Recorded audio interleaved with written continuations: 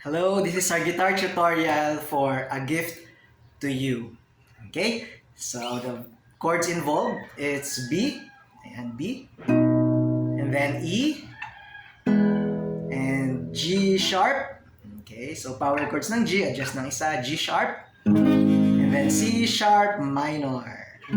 Okay, and then A, F sharp minor, C, and very famous chord, C, F, then D minor. Ayan, D minor, B flat, and then G minor. Okay, so it's a G na power chord, just remove the middle part, and then it's G minor. Okay, so ang verse or intro po niya is the same as the chorus. Okay, magkakaiba po yung timing. Sometimes I can do plucking or I'll do strumming, whichever you prefer po. No?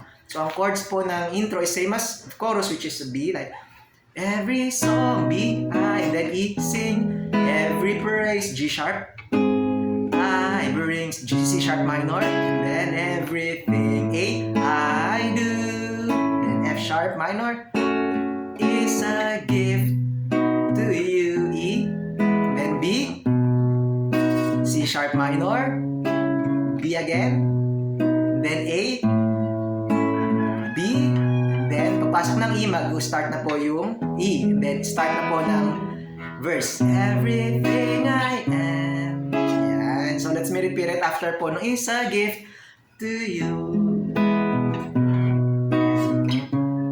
C sharp minor, then B, then A, B, then E, yan. And then everything B, I am, C sharp minor, and then B, everything I, and then A.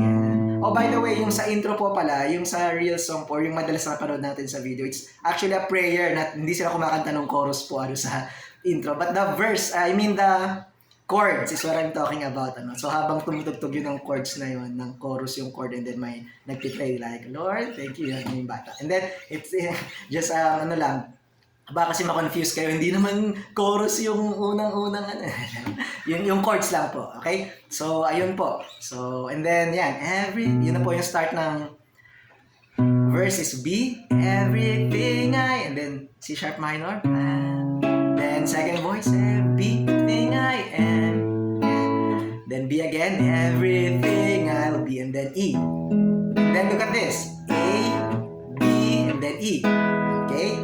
I'll give it, B again to you, Lord. Then second voice, I give it to you, B again, and then A, and then B, and do it thankfully.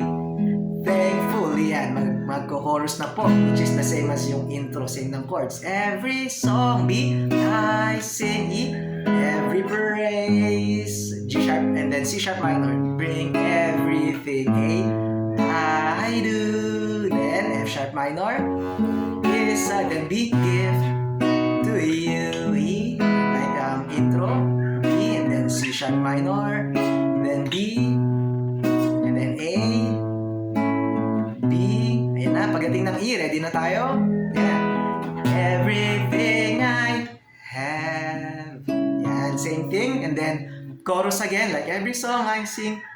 After po ng second verse, chorus, every song I sing, every praise I bring, everything I do is a gift to you. Ito po, bago pumasok ng third verse, I'll show it to you. Ano po, medyo may katataas po kasi yung key on half step, okay? Is a gift, I'll show it to you. To you, then B, C sharp minor, katulad ng kanina, and then B, and then A, and then B. This time it will be different. Instead of E, it will be C. Then F, then C. Everything I am, D minor, next. Then C, everything I am, D flat. Then C again, everything I'll be, F. And then B flat, C, F. Okay, I give it, C again, to you, Lord, D minor. I give it to you, Lord, B flat. And do it thankfully, F, thankfully. Chorus, iba na rin po yung chords niyan dahil tumaas nga po ng half step. So, every song, C, I sing, F, every praise, A, I bring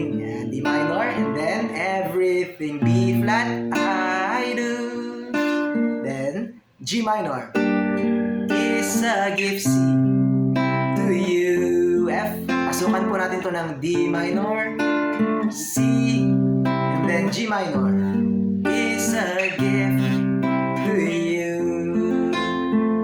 So paano po yun? Ulitin ko lang po yung last part, last chorus. Every song, C, I sing, F.